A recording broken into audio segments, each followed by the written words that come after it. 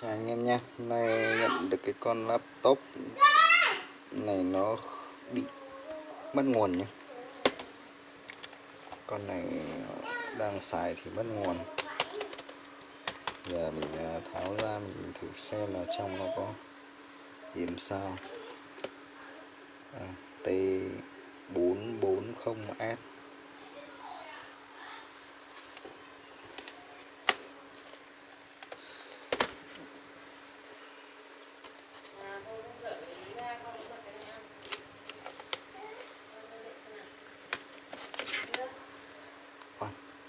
Pin mỏng dính ấy.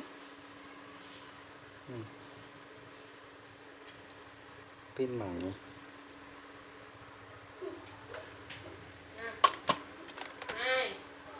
Máy thì chắc là được bị ai tháo rồi. Giờ mình tháo nhé. Tháo rồi này.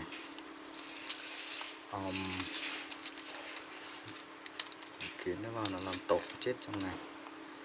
Đây thì có cái vết cháy nổ này, chắc thợ trước người ta sửa rồi. Cháy tơi tét này. Cái đầu này là đầu tự sạc pin vào nhé. Đây này.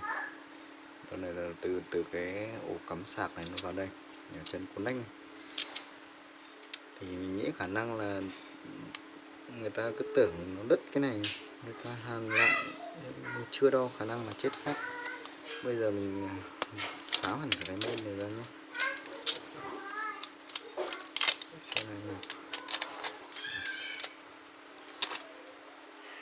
Xem cái này là chỗ này là cái gì đấy? Chỗ này là đây trong này có một viên pin nữa này. Cái là bản thân nó có hai viên pin, một viên pin đây, một viên pin đây. Đấy, là chỗ cắm sạc. Rồi, giờ mình tháo hẳn ra đã nhé. Đây, rồi mình tháo tung nó ra này rồi.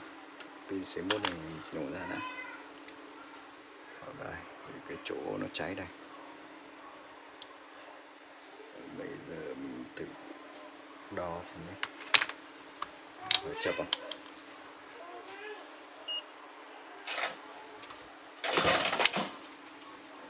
Khả năng sẽ chập phét.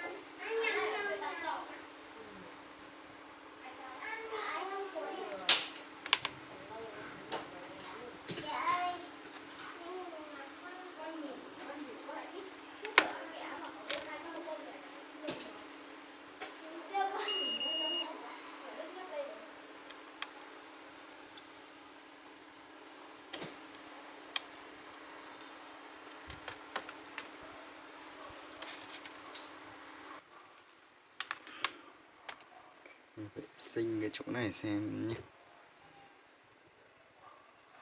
Vệ sinh kê cái gì lên không có nó bắn ra. Các bạn cứ nhớ cái phần hai cái bông bông này này. Chị gạo ơi, khăn tròn này, khăn tròn này. Chị giao không? Khăn tròn hả?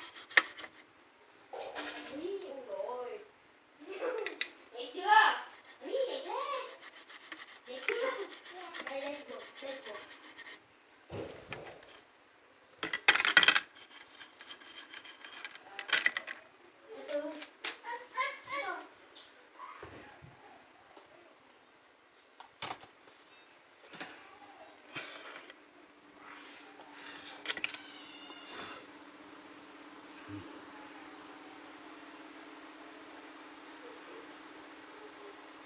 Đo thì không thấy chập.